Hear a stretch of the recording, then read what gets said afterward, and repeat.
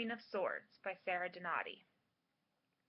It took more than a year for Luke and Hannah to find and rescue Jeanette, to dispose of her abductor. After so long in captivity, the Bonner siblings had no idea in what condition they would find their wife and sister respectively. No matter what, though, they'd be able to finally go home, to leave the sea behind and heal together at Lake in the Clouds. Only, there's more to do than merely save Jeanette and dispose of her kidnapper. Unbeknownst to Luke and Hannah, when Jeanette was taken from them, she was carrying a child that she, upon fearing for the baby's life, placed in the care of a stranger. To recover their son, their nephew, Luke, Jeanette, and Hannah began the second leg of their journey, traveling first to Pensacola and then to New Orleans. There, a maelstrom of complications await them, including the bemusing Creole culture, disease, and a looming battle between the Americans and the British, the War of 1812 raging around them.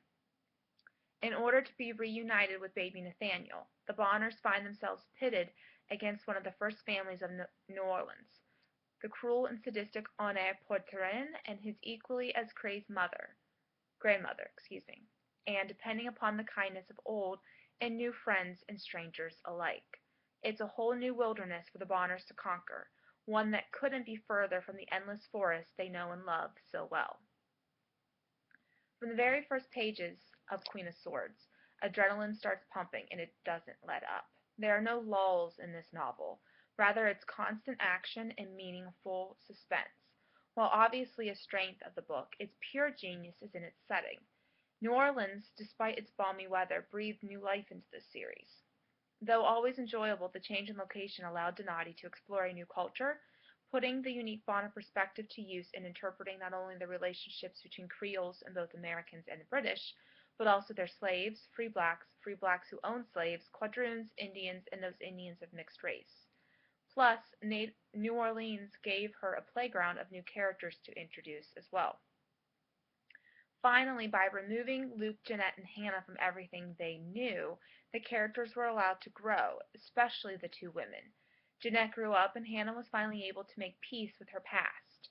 She did this by moving on, by letting go, by returning to herself while rediscovering who she was, things that just didn't seem possible back in Paradise.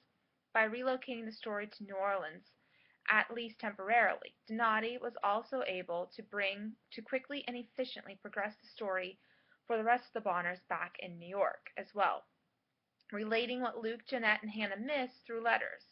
Combined, everything sets up for the next phase of this family's tale, now properly spiced with a little foreign flair and fresh blood as everyone reunites in the endless forest.